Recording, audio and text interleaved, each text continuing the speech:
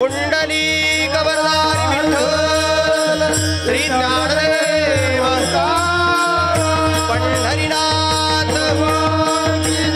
माऊली ज्ञानेश्वर महाराज जगद्गुरु तुकाराम महाराज शांती ब्रह्म एकनाथ महाराज आदि शक्ती मुक्तार सब संतन की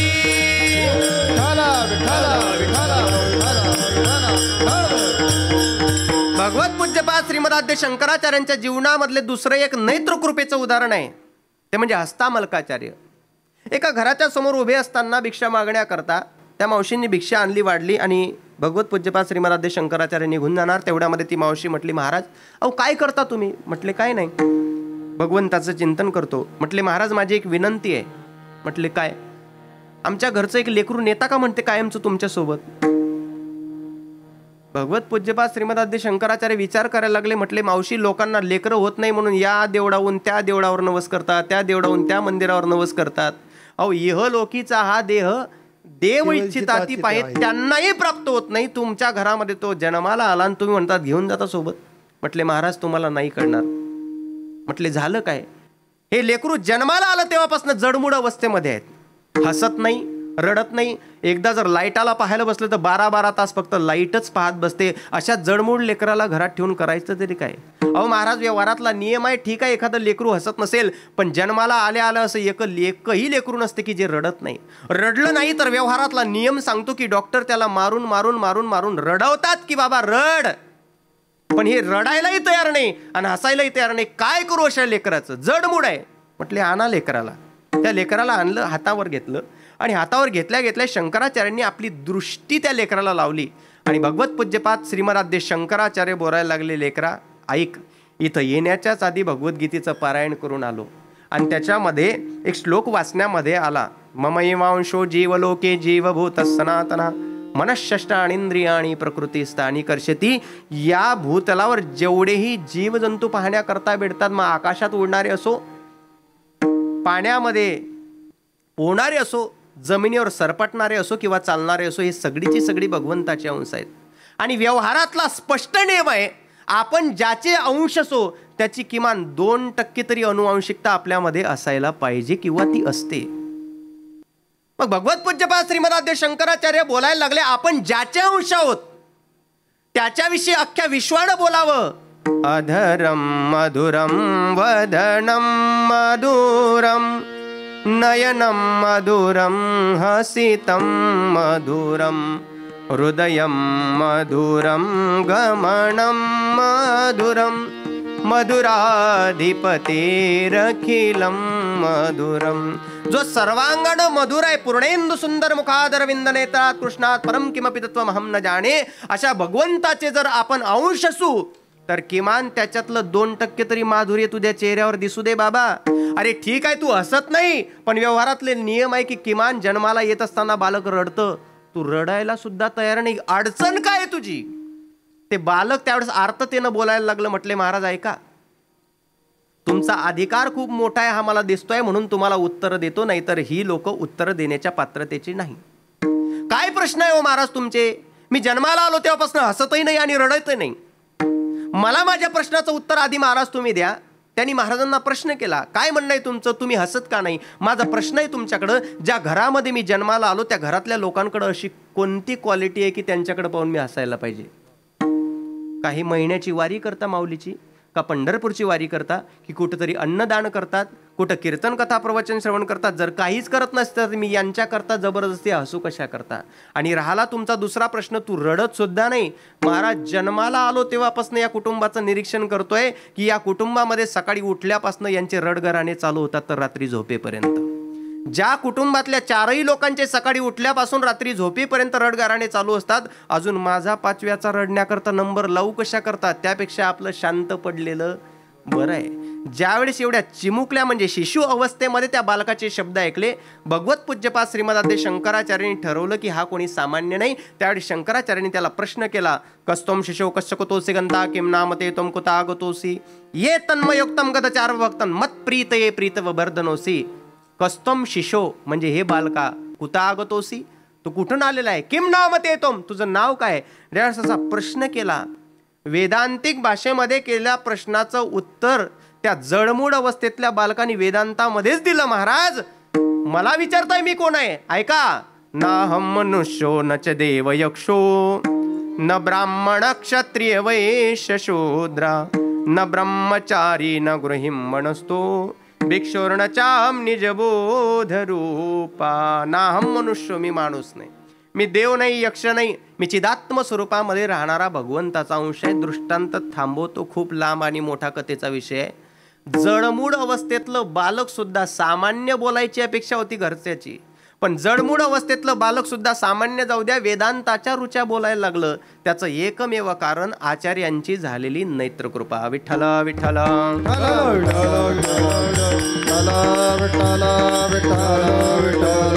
आणि सगळ्यात महत्वाचं अंडरलाईन करण्यासारखं वाक्य आहे, तुकोबारायांनी नुसती कृपा म्हटली नाही, कृपा दान हा शब्द लिहिला. याचा अर्थ कृपा ही मागून भेटत नाही. अलीकडच्या काळामध्ये सामान्य लोकांनी कृपेचा स्तर खूप घालवून टाकला. अहो, एखाद्याच्या खिशामध्ये नुसती तंबाखू असली, चुना जरी नसला तरी लोक म्हणतात भाऊ कृपा करा पण थोडसा. म्हणजे एवढी कृपेची लेवल खाली झाली का? नाही नाही. अहो, मागून जे भेटत असते त्याला भीक म्हणत असतात, न मागता जी प्राप्त होत असते तिला कृपा म्हणत असतात. तुकोबारा एका ठिकाणी स्पष्ट बोलतात, कृपादान केले संती कल्पांती ही सरेना, कल्पांती ही सरेना, कल्पांती ही सरेना. कृपादान केले संती कल्पांती सरेना, कल्पांती सरेना, कल्पांती सरेना. कृपादान केले संते, कृपादान केले संते कल्पांती सरेना, कृपादान केले संते कल्पांती सरेना, कृपादान केले संते कल्पांती सरेना. अहो, दान म्हणून ज्यावेळेस कृपा प्राप्त होत असते त्यावेळेस ती कल्पांताच्या कल्पांतापर्यंत सरत नाही, संपत नाही. हे त्या कृपेच्या दानाचं महत्व आहे. आणि ती कृपादान तुकोबारायांना प्राप्त झालं. कोणाच्या माध्यमातनं? तर तुकोबाराय बोलतात, दिले संतजनी माय बाप. एक लक्षात घ्या, जगाच्या समोर जर आपल्या अंतःकरणातल्या व्यथा मांडायच्या असतील, अंतःकरणातला भाव मांडायचा असेल किंवा अंतःकरणातलं प्रेम मांडायचं असेल, तर जगाच्या पाठीवर फक्त तीनच गोष्टी अशा ज्यांच्या समोर माणसानं व्यक्त व्हावं परमार्थामध्ये. एक भगवंताच्या समोर, एक श्रीगुरूच्या समोर किंवा एक साधूच्या समोर. त्याच्यामध्ये साधू आणि श्रीगुरूला एक माना आणि भगवंताला वेगळं ठरवा. भगवंताच्या समोर मांडावं किंवा साधूच्या किंवा श्रीगुरूच्या समोर मांडावं. तुम्ही म्हणाल का? शास्त्राचं स्पष्ट मत आहे, सामान्य व्यावहारिक जीवनातील माणसाच्या समोर का आपल्या अंतःकरणातल्या भावना मांडू नये? जो व्यक्ती स्वतः दुःखी आहे, स्वतःचं दुःख निरसन करण्याकरता जो समर्थ नाही, तो आपलं दुःख कशाहून सोडवणार? त्याच्यामुळं त्याच्याकडे आपल्या अंतःकरणातल्या भावना मांडायची नाही. दुसरी गोष्ट, आपल्या अंतःकरणातल्या परमार्थाचं निरसन करण्याकरता 30 लोक समर्थ असतात ज्यांची दखल वेदानं घेतली आहे, 30 लोक समर्थ असतात ज्यांची दखल शास्त्रानं घेतली आहे, आणि 30 लोक समर्थ असतात ज्यांची दखल पुराणानं घेतलेली आहे. मग भगवंताचं आणि साधूचं किंवा श्रीगुरूचं वर्णन का करावं किंवा त्यांच्या समोर आपल्या अंतःकरणातल्या का आपलं भावना मांडवा? तर त्याचं कारण फक्त एवढं आहे, त्या दोघांचीही दखल शास्त्रानंही घेतली, पुराणानंही घेतली आणि वेदांनीही घेतली. 4 वेद जाण साही शास्त्री कारण 18 ही पुराण हरिशी गाती. देवाची दखल वेदानं, शास्त्रानं आणि पुराणानं घेतली. मग साधूची दखल घेतली आहे का? म्हटले घेतली आहे. साही 18 जणी 4 वेदी साही 18 जणी.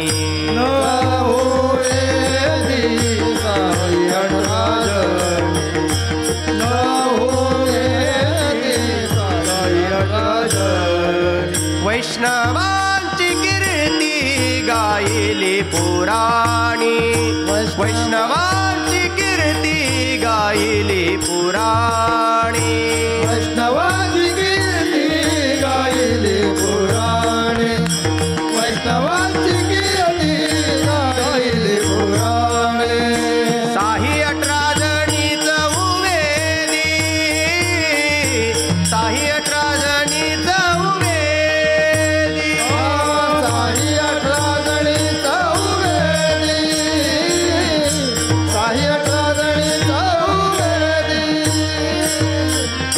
वैष्णवांची कीर्ती. ज्याप्रमाणे भगवंताची दखल वेदानं, शास्त्रानं, पुराणाने घेतली आहे, त्याप्रमाणे साधू संतांची दखल सुद्धा वैष्णवांची कीर्ती गायली पुराणी. साही 18 जणी चहुवेदी. बरं जाऊ द्या, आतापर्यंतचा इतिहास साक्षीदार आहे. ज्या ज्या साधकानं भगवंताच्या समोर वर्णन केलेलं आहे, किंवा जो एखादा साधक स्वतःच्या मनगटाच्या बळावर देवाकडे जाण्याचा प्रयत्न करतो आणि साधूचं बोट पकडून देवाकडे जाण्याचा प्रयत्न करतो, काय फरक आहे माहित आहे? स्वतःला जास्त शहाणं समजून जो माणूस परमार्थाकडे लागत असतो की मला कोणाची गरज नाही परमार्थामध्ये, साधूची गरज नाही, ज्ञानोबाऱ्याची गरज नाही, तुकोबाऱ्याची गरज नाही, श्री गुरूंची गरज नाही, असा व्यक्ती जो परमार्थ करत असतो, जो मनानं परमार्थ करतो, इतिहास, वाङ्मय, शास्त्र, पुराण, साधू संत पुरावे देतात. मनोमार्गे गेला तो तेथेची मुकला. पण ज्याच्यावर साधूची कृपा झालेली आहे, त्याचं जीवनचरित्र जर आपण तपासलेलं आहे, तर तुकोबाऱ्या स्पष्ट वर्णन करून सांगतात. तुका म्हणे तुम्ही निरविल्यावरी, मग मज हरी उपेक्षिणा. मग हरी आपली कधी उपेक्षा करत नाही. सगळ्यांच्या पाठांतरातले शब्द आहेत, गाथ्यातले नाही पण अस्तित्वातले. जगाच्या पाठीवर ज्यांनी ज्यांनी साधुत्वर आपला भार टाकून दिला आहे, मग मज हरी उपेक्षिणा, हरी आपली कधी उपेक्षा करत नाही. म्हणून जगद्गुरु तुकोबाऱ्याच्या जीवनामध्ये हे कृपेचं दान प्राप्त झालं. तुकोबाऱ्यांनी आपला भार सर्वस्व आपल्या श्रीगुरूंकडे वाहून टाकलेला होता. तुकोबाऱ्यांना ते दान प्राप्त झालंय, पण कशाच्या माध्यमातनं, कोणती कृपा झाली? हस्तकृपेचं एक उदाहरण आपण बघितलं, पण या अभंगामध्ये ज्या कृपेचं वर्णन आहे ती वाचिक कृपा अभंगाच्या दुसऱ्या. अमृत वचने,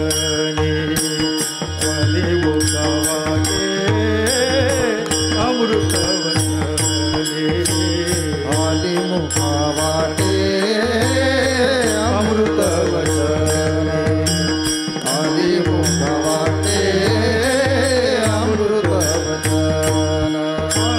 उत्तीर्णता येणे नोये जलमे, उत्तीर्णता येणे नोये जलमे, आली मुखा वाटे, अमृत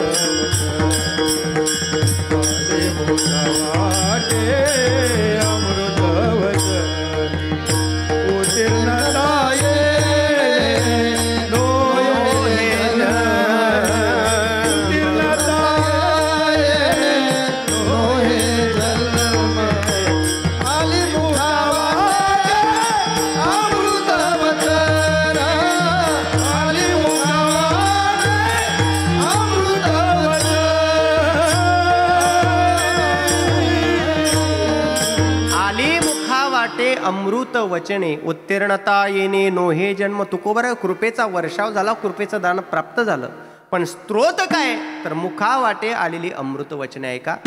जगाच्या पाठीवर भगवंताचं कथामृत आणि संतांचं वचनामृत, हे जर 2 अमृत सोडले तर तिसं अमृत नाही.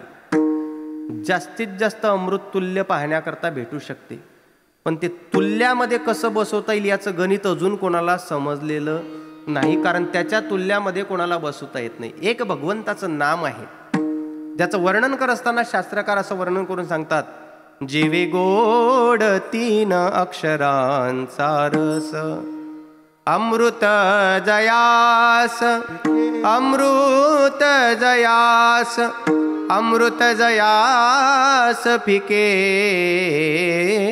पुढे. जिवे गोड 3 अक्षरांचा रस, याला सुद्धा अमृताला बरोबरीमध्ये बसवता येते. अमृत जयास फिके पुढे.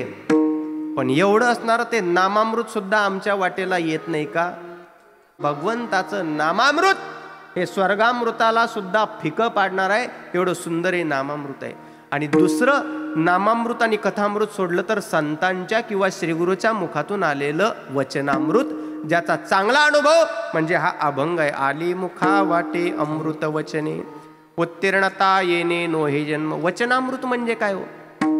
ते वचन ऐकण्याकरता फार मोठे प्रयत्न करण्याची गरज नाही. मग सहज त्यांच्या ऐकता गोष्टी, सहज जरी त्यांच्या गोष्टी ऐकल्या तर परमार्थ हा दृढ होतो, परमार्थ हा एकनिष्ठते वाढतो, परमार्थाचा पाया हा तेवढ्याच प्रकारे मजबूत होतो. इतिहास साक्षीदार आहे.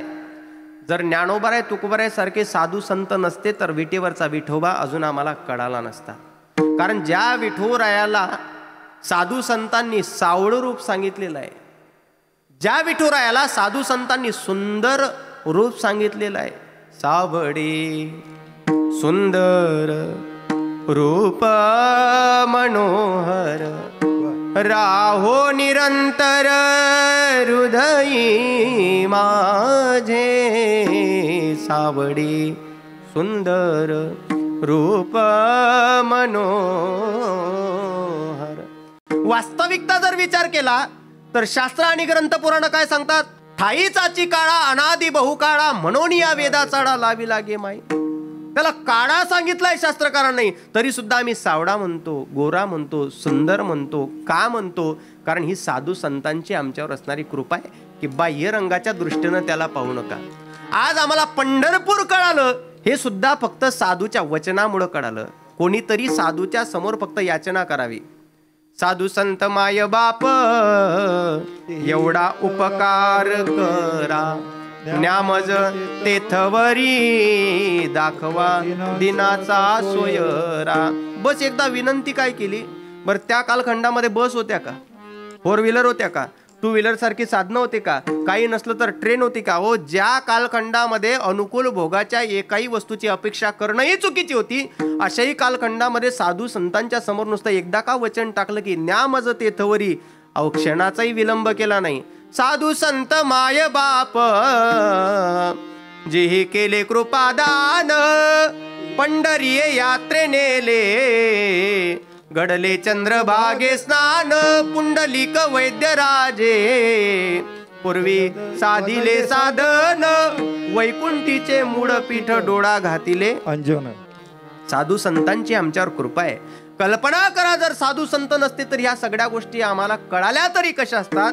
ज्या प्रापंचिक जीवाला वेळेवर 2 पाहुणे घरी आले तर प्रपंच कसा करावा हेही कळत नाही, त्याला परमार्थ नेटका करता आला असता, परंतु तो आज करता येतो त्याचं एकमेव कारण साधूची आपल्यावर असणारी कृपा. तुकोबारायांना ती प्राप्त झाली. आली मुखा वाटे अमृत वचने, उत्तीर्णता येणे नोहे जन्म विठोबा रखुमाये, विठोबा रखुमाये, विठोबा रखुमाये, विठोबा रखुमाये,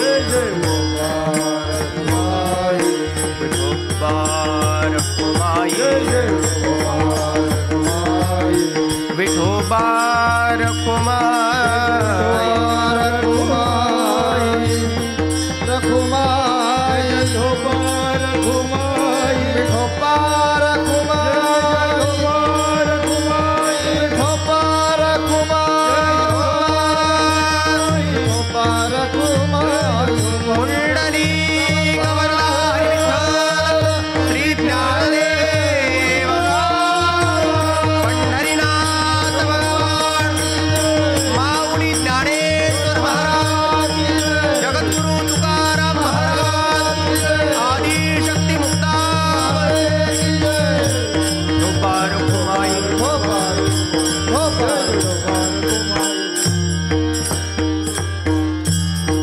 मुखावाटे अमृत वचने, उत्तीर्णता येणे नोहे जन्म. आम्हाला त्या ऋणातून उतराई होता आलं नाही आणि आता सुद्धा या जन्मामध्ये आम्हाला त्यांच्या ऋणातून उतराई होता येणार नाही.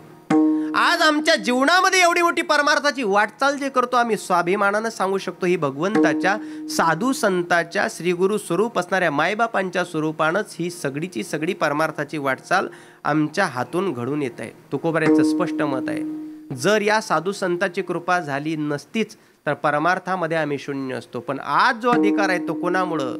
कृपया केली संत जनी, कृपया केली संत जनी, माझी अलंकारिली वाणी, माझी अलंकारिली वाणी, प्रीत ही लाविली कीर्तनी, प्रीत ही लाविली कीर्तनी, तुका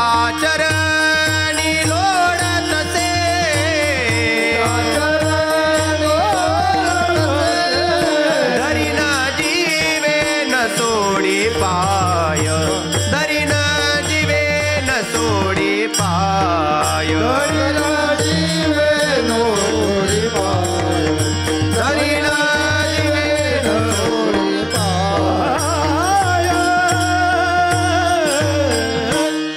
कृपाया केली संतजनी, माझी अलंकारिली वाणी, प्रीत ही लाविली कीर्तनी, त्यामुळं तुका चरणी लोडत असे. आज आपला एवढा कोणता अधिकार आहे ओ? आमचे श्रीगुरु एवढं सुंदर वाक्य सांगायचे की लोकांच्या नजरेमध्ये ज्ञानोबारांनी फक्त एकच रेडा बोलवला, पण आमचे श्रीगुरु सांगायचे जेव्हा आमच्यासारखे विद्यार्थी ज्या वेळेस येतात शिकण्या करतात तेव्हा येत असताना ते रेडेच असतात. काय येतं त्यांना? पण ज्या वेळेस साधना क्षेत्राच्या भूमीमध्ये भगवंताची किंवा ज्ञानोबाराय तुकोबारायची कृपा होते ना, त्यावेळेस आमच्यासारखी रेडे सुद्धा कीर्तनाच्या माध्यमातून ओव्या श्लोक आणि वेदांत बोलायला लागतात.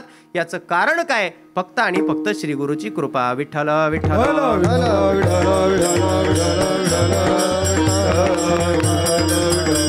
अडचण अशी आहे, साधू संतांच्या सानिध्यामध्ये या सगळ्या गोष्टी घडतात, श्रीगुरूंच्या सानिध्यामध्ये या सगळ्या गोष्टी घडतात, हरकत नाही.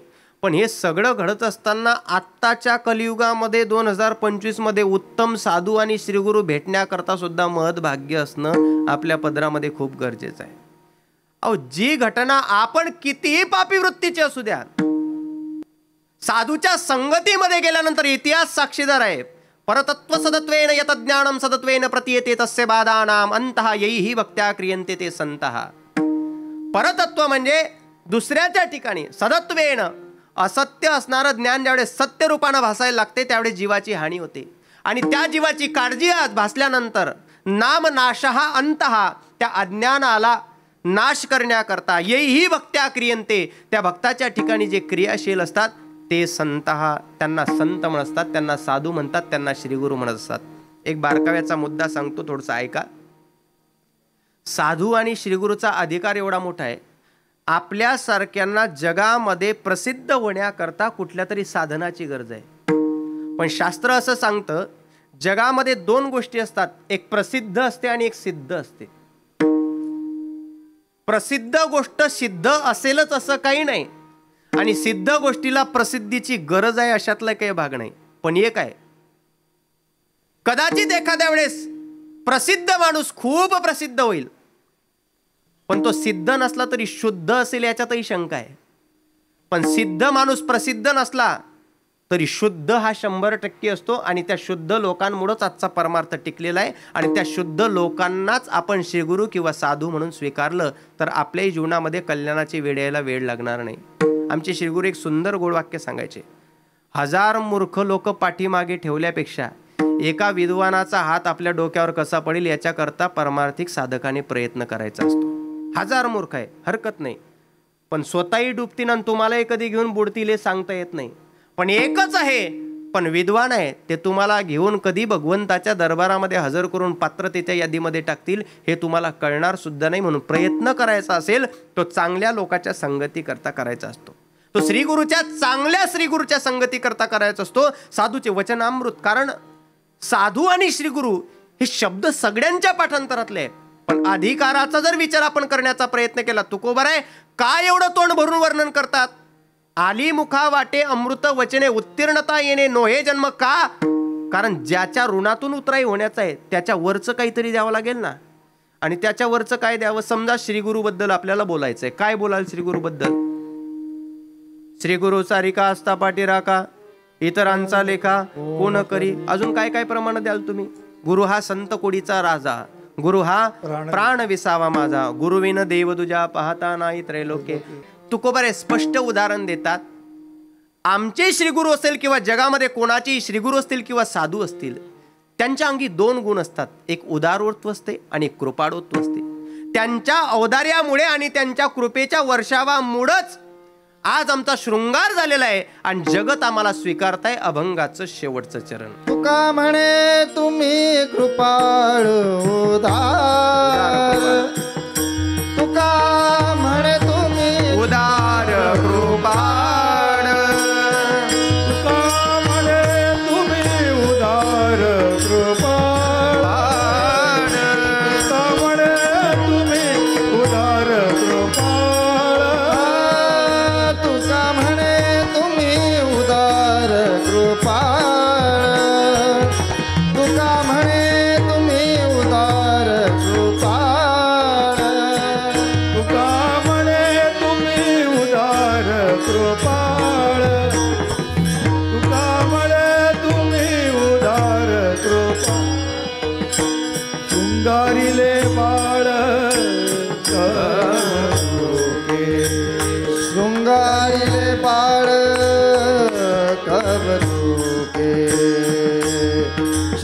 शृंगारिले बाळ कवतुके आली मुखावटे अमृत वचन आली मुखावटे अमृत वचन शृंगारिले बाळ कवतुके शृंगारिले बाळ कवतुके आली मुखावटे अमृत वचन आली मुखावटे अमृत वचन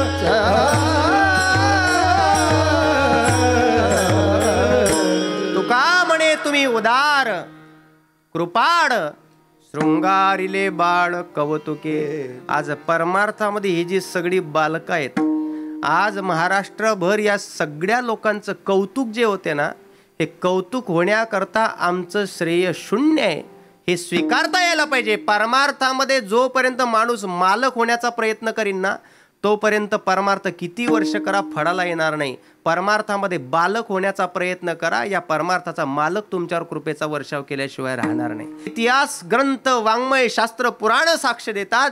जे जे आत्तापर्यंत सद्भावनेनं साधूच्या चरणावर वाकलेले आहे, मग ते लहानातल्या लहान अवस्थेतले ध्रुवबाळ भक्त प्रल्हाद असू द्या, देवाचा कायम विरोध करणारा अजामेळ असू द्या किंवा रावण असू द्या, तेने भेटे देव आपे आप. पण कधी संतापाई माथा ठेविता सद्भावे. अहो, साधूचं अंतःकरण किती उदार आहे हे अजून मेजरमेंटमध्ये तपासताच आलं नाही. आमच्या श्रीगुरूंनी सांगत असताना एक सुंदर सूत्र सांगितलंय.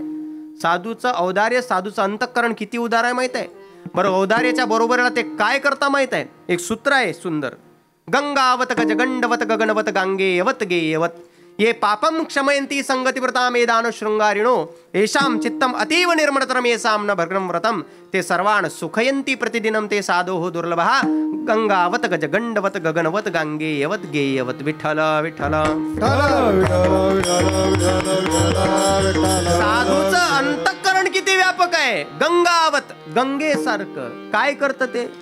ये पापम क्षमयंती संगती व्रताम, तिच्या संगतीमध्ये जाणाऱ्या जीवाच्या पापाचं क्षालन करते. किती व्यापक आहे. गगनवत, आकाशाला जसे मेजरमेंट लावून मोजता येत नाही त्याप्रमाणे त्यांचं अंतःकरण व्यापक आहे. त्यांच्या सानिध्यात गेल्यानंतर किंवा त्यांनी आपल्याला स्वीकारल्यानंतर ते आपल्याला जो आनंद देतात, प्रतिदिनम असं वर्णन आलेलं आहे, प्रत्येक दिवशी तेवढ्याच तुलनेत आनंद देतात. पण अडचण अशी आहे, त्यांचं अंतःकरण जरी व्यापक असेल, त्यांच्या सानिध्यात गेल्यानंतर कोणत्या आम्हाला त्रासाची गरज नाही. आम्ही त्यांच्याकडे गेल्यानंतर आमचे त्रास तिथेच संपून जातात आणि फक्त आम्ही आनंदाचे अधिकारी ठरतो. पण अडचण अशी आहे, शेवटच्या लाईनमध्ये वर्णन केलं, ते साधव हो दुर्लभा.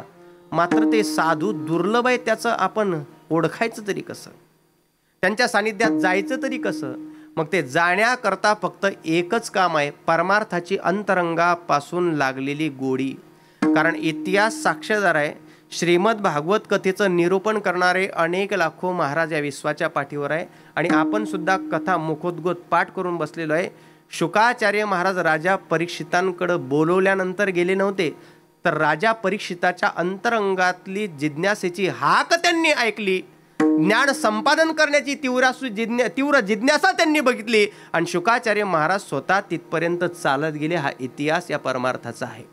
म्हणून आपल्याही जीवनामध्ये जर परमार्थ आपल्याला करायचा असेल, तो शिकेला न्यायचा असेल, आपल्या परमार्थाची दखल स्वतः जगाच्या मालकानं घ्यावी असं जर वाटत असेल, तर एकच पर्याय आहे, श्रीगुरूची किंवा साधूची कृपा कशी आपल्याला प्राप्त करून घेता येईल. एक फक्त प्रश्न समोर करतो, उत्तर देतो आणि थांबतो. ऐका. ज्या तुलसीदास बाबांनी एवढ्या सुंदर अशा प्रकारे रामचरितमानस ग्रंथाची रचना केली, त्याच तुलसीदास बाबांनी हनुमान चालीसा सुद्धा लिहिली. पण कल्पना आहे का, एवढी मोठी रामचरितमानस कथा लिहिली, जगाचे मालक प्रभू रामचंद्र तुलसीदासांना प्रत्यक्ष भेटले होते. मग देव जर प्रत्यक्ष भेटले, आपल्या संप्रदायामध्ये काय प्रमाण आपण गातो, माझ्या विठोबाचा कैसा प्रेम भाव आपणाची देव होय गुरु. प्रभुराम भेटले, लगेच माळ हातून घालून घ्यायला पाहिजे होती ना, पण प्रभुरामांना गुरु नाही केलं. मग ऐका, सरळ दृष्टांत सांगतो. 16 वर्षापर्यंत तुलसीदास बाबांनी, चित्रकूट जिल्ह्यामध्ये राजापूर नावाचं गाव आहे, आणि त्या राजापूर गावामध्ये आत्मारामजी दुबे आणि हुलसी माता यांच्या उदरी जन्माला आलेलं रत्न म्हणजे रामबोला. रामबोला म्हणजे तुलसीदास बाबा. जन्माला आल्या आल्या मुखातून शब्द निघाला राम. तिकडची प्रामुख्यानं भाषा हिंदी आहे. चर्चा व्हायला लागली. अरे क्या बोला क्या बोला, बोले राम बोला. नावच ठेवलं राम बोला. 16 वर्षापर्यंत वेदांताचं अध्ययन केलं. गावाकडे आले. वडिलांनी ठरवलं आता लग्न करायचं, विवाह बंधनामध्ये अडकायचं. विवाह झाला. पत्नीसोबत संसार उत्तमरित्या चालू आहे. एक दिवस पत्नी माहेरी गेली. सर्वांना माहीत असल्यामुळं फार डिटेलिंग सांगणार नाही, स्पर्श करून चालतो कथेला.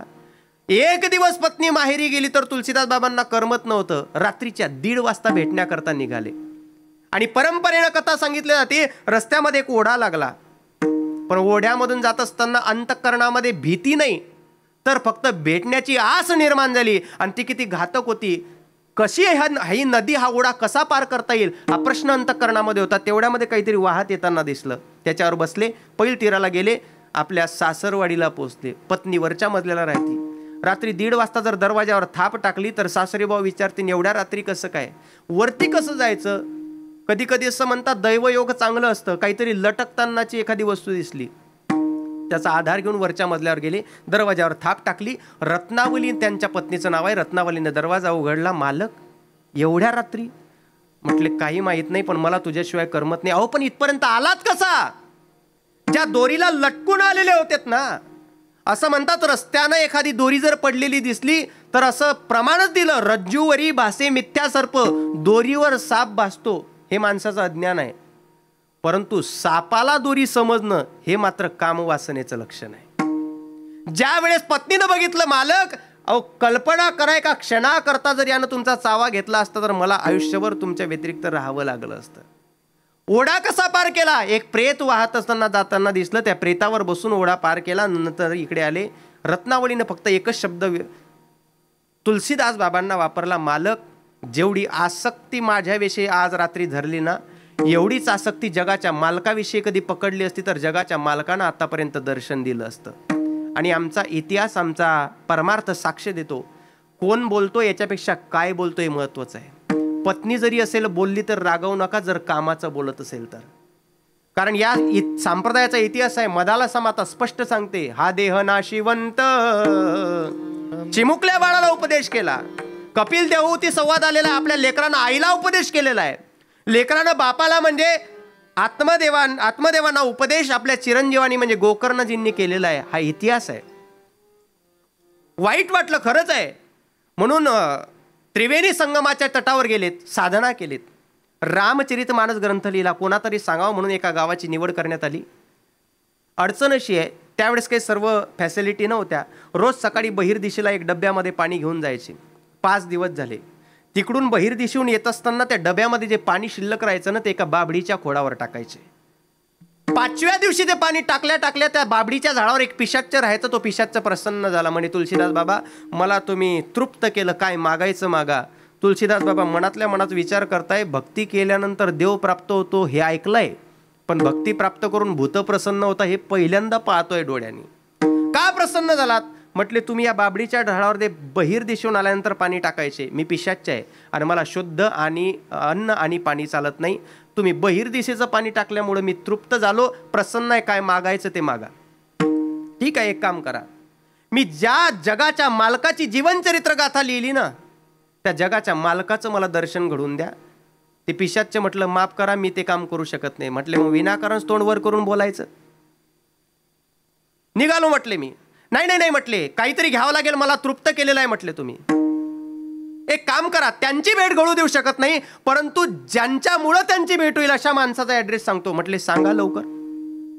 ज्या गावामध्ये तुम्ही कथा करतायत ना, म्हटले तुलसीदास बाबा, त्या गावामध्ये कथा करत असताना रोज एका व्यक्तीचं निरीक्षण करा. सर्वात आधी तो वृद्ध माणूस तुमच्या समोर येऊन बसतो, प्रसन्न मुद्रेनं कथा श्रवण करतो. आणि कथा उरकल्यानंतर ज्यावेळी सगळी लोक निघून जातात, सगळ्यांच्या शेवटी ग्रंथाचं दर्शन घेऊन तो वृद्ध माणूस निघून जातो. म्हटले, त्याचं काय करू. म्हटले, वृद्ध माणूस दिसण्याकरता वृद्ध आहे, पण वृद्धाच्या स्वरूपामध्ये हनुमंतराय स्वतः कथा ऐकण्याकरता येतात. म्हटले, हनुमंतराय कथा ऐकण्याचा संबंध काय. म्हटले, महाराज, ही जी लोक कथा कीर्तन ऐकण्याकरता येतात ना, या कथा कीर्तन ऐकणाऱ्यांमध्ये सर्वात रसिक जर कोणते भक्त असतील तर ते हनुमंतराय. दुसऱ्या दिवशी निरीक्षण केलं, ते वृद्ध बाबा समोर येऊन बसले, प्रसन्न मुद्रा आहे. सगळी गेल्यानंतर घरी निघून गेलेत. 7व्या दिवस उजडला, कथेचा शेवटचा दिवस. ते वृद्ध बाबा सगळ्यांच्या समोर येऊन बसले. पण आज जरी बाबा निघून गेले तर आयुष्यभर कधी हनुमंतरायाची भेट होणार नाही, परिणामी प्रभुरामांची भेट होणार नाही. 7व्या दिवशीची कथा उरकली, ते बाबा निघून जाणार. तेवढ्यामध्ये तुलसीदास बाबांनी आसन सोडलं, हनुमंतरायाचे पाय पकडले. म्हटले, हनुमंतराय, तुमच्या चरणावर विनंती आहे. तुम्ही एक भक्त आहात आणि मी सुद्धा एक भक्त आहे. आणि भक्ताचा अंतःकरणामध्ये चालत असणारी दीर्घ आस ही दुसरा भक्तच समजू शकतो. मला प्रभुरामांची भेट घडवून द्या. मी लौकिक सामान्य व्यवहारातलं काही मागणार नाही, प्रभुरामांचं दर्शन घडवून द्या. हनुमंतरायांनी अंतरंग शुद्ध तपासला आणि सांगितलं, एक काम करा, तुम्ही चित्रकूटच्या भूमीवर जा. मंदाकिनी नावाची नदी आहे, त्या नदीच्या काठावर भगवंताचं चिंतन करा. मी तुम्हाला शब्द देतो, तुम्हाला जाण्याची गरज नाही, जगाचा मालक स्वतः येऊन तुम्हाला दर्शन देईन. साधूच्या वचनावर विश्वास ठेवलं, चित्रकूटच्या भूमीमध्ये गेले. मंदाकिनी नावाची नदी अजूनही जर चित्रकूटला गेला तर तुम्हाला पाहण्याकरता मिळते. त्या मंदाकिनीच्या तटावर अनेक वटवृक्ष आहे, त्याच्या खाली अनेक चबुतरे बसवलेले आहेत. तुलसीदास बाबा त्या वट्यावर बसून आता चंदन उघडण्याचं काम करतायत, रात्रंदिवस भजन करतायत. दिवस उजडला आणि जगाचे मालक त्या दिशेने यायला लागले. जे चंदन उघडत होते ना तुलसीदास बाबा, त्या चंदनाचा सुगंध प्रभू रामांपर्यंत पोहोचला आणि मनामध्ये त्या चंदनाच्या सुगंधानं जागा केली. प्रभू रामचंद्र त्या दिशेनं आलेत आणि ज्यांच्या भेटी करता एवढी आर्त जिज्ञासा होती, त्या तुलसीदास बाबांच्या समोर हात पसरून काय म्हणता माहित आहे, बाबा मला थोडं चंदन देता का?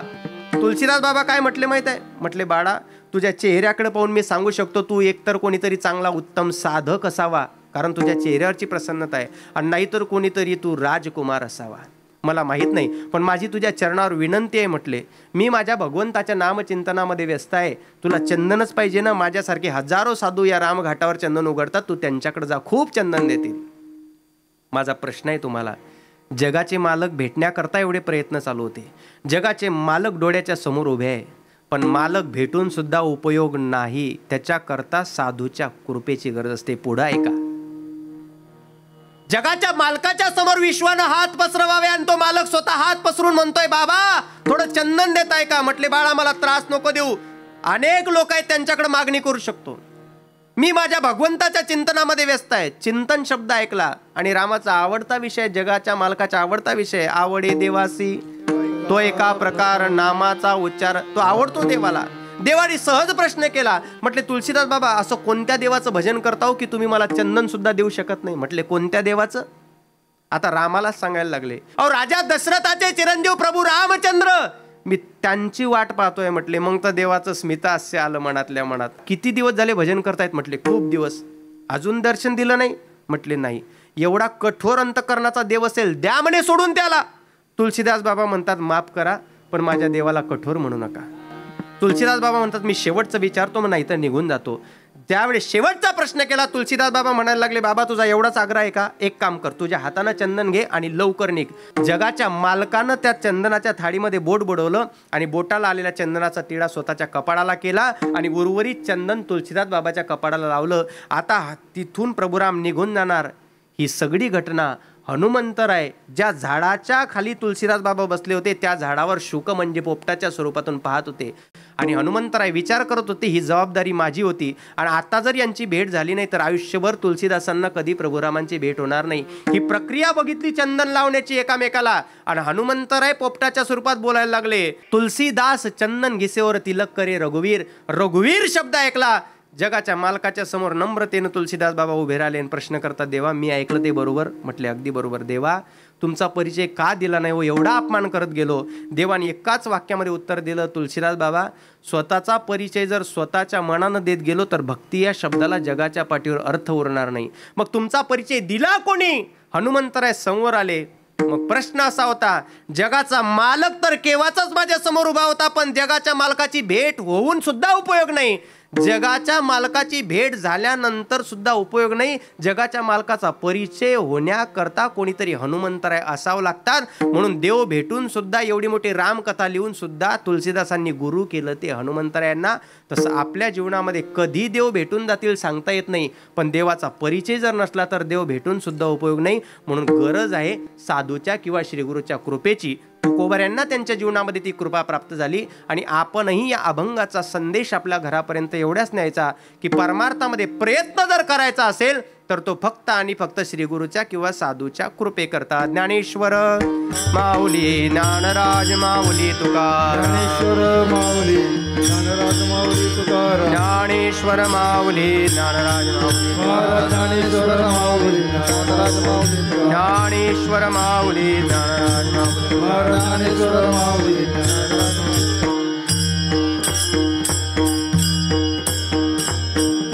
विठ्ठल जय जय विठ्ठल. जय जय विठ्ठल जय जय विठ्ठल जय जय बोलिले कुरे वेडी वाकुळे करा क्षमा अपराध महाराज तुम्ही सिद्ध नाही विचारिला अधिकार करा क्षमा अपराध महाराज तुम्ही सिद्ध तुका म्हणे